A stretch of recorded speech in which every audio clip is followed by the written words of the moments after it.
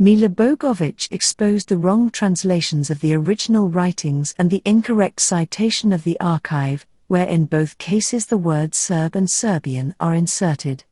MARKO Jachov went to the Vatican, to paraphrase the title of his book, for the Balkan mission to the Vatican. In this picture, we see the original text and the insertion of the words Serbian and Serb. It is in this part where the original is mistranslated. The numbers in front indicate the file numbers. In this picture, we see where Jachov wrongly quoted the text of the original, in which he simply added the word Serbian.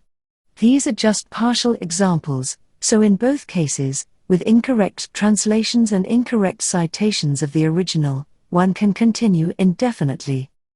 MARKO Jachov did not create this practice but continues it. His predecessors include Aleksa Ivić, Nikodim Milaš, Jovan Radonić, to name just a few. None of them have clarified on what basis they allowed themselves such translations and conversions, and neither does Jachov. In addition to these two types of errors, there is a third type. Namely, he translates the word Serviani as if it were referring to Serbs as a people or nation. However, this term was generally used for Orthodox followers. For example, when it was clear that they were Bulgarians, who were Servians by religion. For instance, in one case, the Russian Tsar is referred to as a Serb and the Catholic as a Shokats, where neither Shokats nor Serb in that context are denominations of a nation or people, but rather religious terms. In comparison, the word Croat never meant a religious term. Etymologically, the word Savas also meant slave. The fourth type of error is his complete disregard for the ambiguity of the word vlog, which has been extensively discussed in historical manuals, encyclopedias, and professional literature. Jachov himself explains the reason for his visit to the Vatican. Let me quote him: "Working on this book was an integral part of my obligations as a research associate at the Historical Institute in Belgrade, for the project History of the Serbian People under Foreign Rule from the 16th to the 18th century. Additionally," he states, "I conducted my scientific research in the archives of the Congregation for the Propagation of the Faith, under the direct supervision of academician Radovan Samardžić, who trained me for this type of work." He received material support not only from Serbian institutions but also from the Vatican. In this context, Jachov expressed his gratitude to Professor Dr. Pierre Duprey, Secretary of the Catholic Cooperation Committee and the Secretariat for Christian Unity. Let's try to clarify when the entry of Servism into the Vatican occurred. Here is the recording. In this recording, we see the cardinal behind whom MARKO Jachov stands. What you see is the conferral of an honorary doctorate to MARKO Jachov by the right hand of Pope John Paul II, Cardinal Stanisław Dziwisz. Jachov obtained this honorary doctorate for his work as a researcher. The Serbs began implementing their 1986 Serbian memorandum, and the process for the beatification of Alojzij Stepinac had begun. The key Serbian institution was the Serbian Academy of Sciences, which started sending its representatives to the Vatican, archives, and church schools. Serbs were sponsored, for example, by Azione Cattolica. Catholics sponsored Servism, which Italians perceive as ecumenism and spirituality.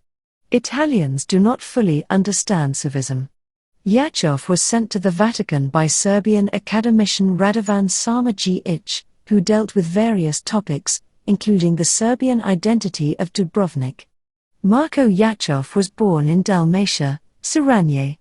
His mission in the Vatican was to investigate the Serbian origin of Dalmatia.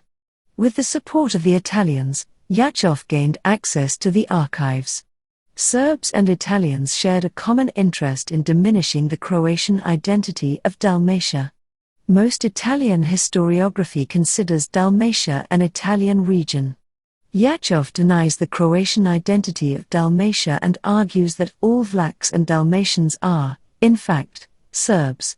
Just as they sang "We Two Brothers Fight Together" during World War II, Serbs and Italians continue to collaborate today. Tommaso del Vera and the entire Italian historiographical team provided Jachov a position at the University of Lecce, where he spreads those ideas. Jachov actively worked on undermining the Croatian identity of Dalmatia, just like the Italians did from their perspective. We can observe that Jachov was awarded an honorary doctorate. How did he attain this position? It is known that an Englishman who stayed in Belgrade or Sarajevo would return married to a Serbian woman. Serbian intelligence services monitor everything diligently. Jachov married a Polish woman named Maria Domine, with whom he has a son, Milaš. This Polish researcher, Maria, had access to the papal cardinal, and Jachov gained access through her. This connection opened doors for Jachov within the Vatican. The cardinal in question was devoted to Alojzij Stepinac.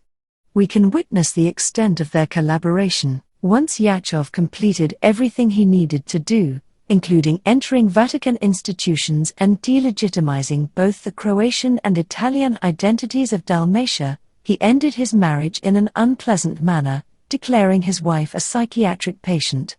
Nevertheless, Jachov is considered an authority in Europe for matters concerning Dalmatia.